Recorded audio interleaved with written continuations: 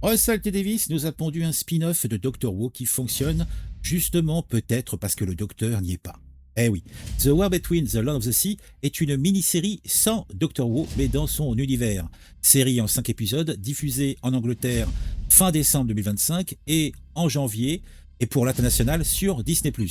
Alors, de quoi ça cause? Eh ben, de créatures anciennes et terrifiantes qui émergent de l'océan, révélant à l'humanité l'existence de leur espèce.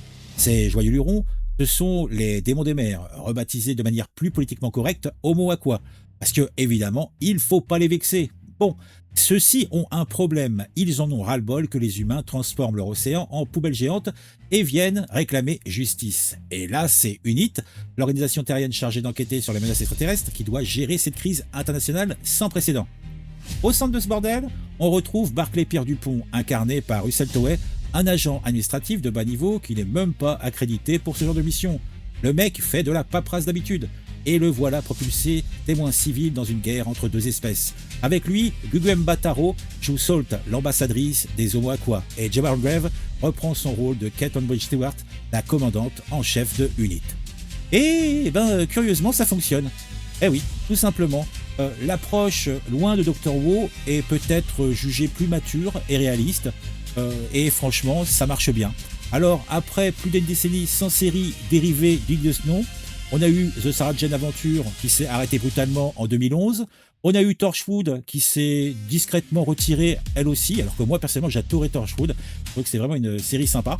Et One Weverse retrouve enfin un spin-off qui tient la route et ça fait bien plaisir.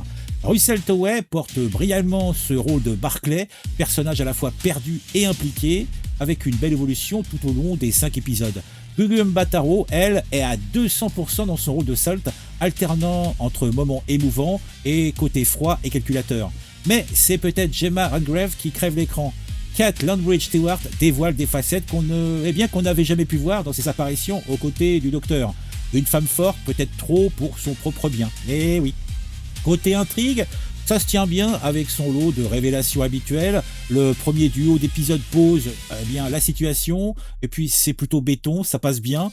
On a les Homo Aqua qui sont pris au sérieux dans leurs demandes et qui n'hésitent pas à balancer une pluie de déchets de plastique pour prouver leur point de vue. Le troisième épisode est sans doute le plus réussi des 5, avec une descente stressante dans les profondeurs marines, des trahisons, et puis peut-être des tourpillages de négociations. Je ne vais pas tout vous dire, hein. On va pas rentrer dans les détails, mais sachez que ça part plutôt bien. Le quatrième épisode est peut-être un petit peu en dessous, puisqu'il se concentre sur la relation entre Sat et Barclay, et évolue somme toute un petit peu trop vite, comme si on voyait la série qu'elle allait arriver à son terme, et qu'il fallait tout compresser en très très peu de séquences. Ça manque un petit peu de cohérence, et c'est un petit peu dommage. Et pour le final, Russell T. Davies livre une conclusion somme toute cruelle et triste, et aucun des deux peuples n'a véritablement envie que les choses s'arrangent. Alors, est-ce qu'une issue favorable est possible? Est-ce que l'homme va rester fidèle à lui-même? Est-ce que, on peut faire des parallèles entre cette histoire et peut-être des aventures coloniales? Je ne sais pas. Ça sera à vous de les découvrir en regardant cette mini-série. Alors, j'ai beaucoup aimé Gugu Mbatha-Raw, qui vraiment nous fait une présence pleine de charme et qui m'a bien empoigné le cœur, et ça fait bien plaisir.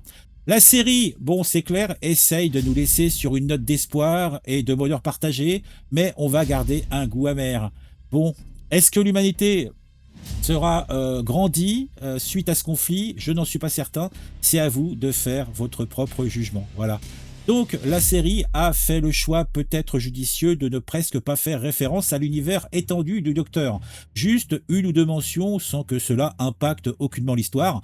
Ça permet peut-être de mettre au premier plan plus de personnages habituellement très secondaires, et je trouve que c'est pas mal de voir UNIT en action sans le Docteur qui traîne dans les couloirs, puisque quand le Docteur est là, c'est lui qui est la Marissou et qui trouve la solution à tous les problèmes. Voilà.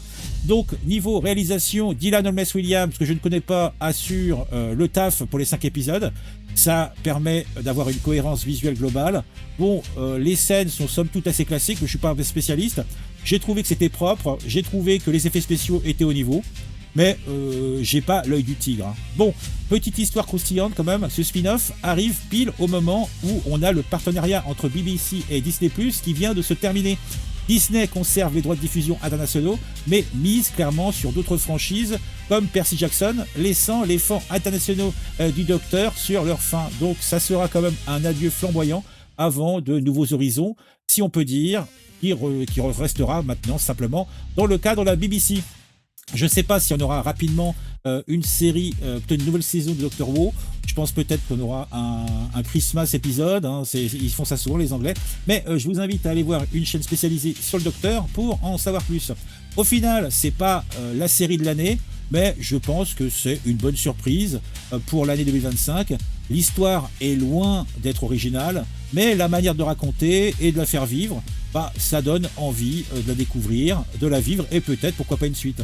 Donc on a une réussite à côté, bah, déjà du côté thriller qui est pas mal, la gestion politique de cette histoire et l'exploration des relations entre deux espèces originaires toutes deux de la Terre. Voilà. Bon, 5 épisodes, c'est pas non plus l'enfer, donc c'est assez facile à mater. Bon, en conclusion, The War Between the Land of the Sea, c'est la preuve que parfois virer le héros principal de sa propre franchise, ça peut marcher du tonnerre. Qui l'eût cru? Eh oui, Doctor Who n'est pas là, et pourtant ça le fait. Allez, dites-moi en commentaire ce que vous en pensez. Moi, je pense que c'est un truc à voir si vous en avez l'occasion. Après, si vous passez outre et vous ne le voyez pas, vous n'allez pas non plus rater la série du siècle. À très vite.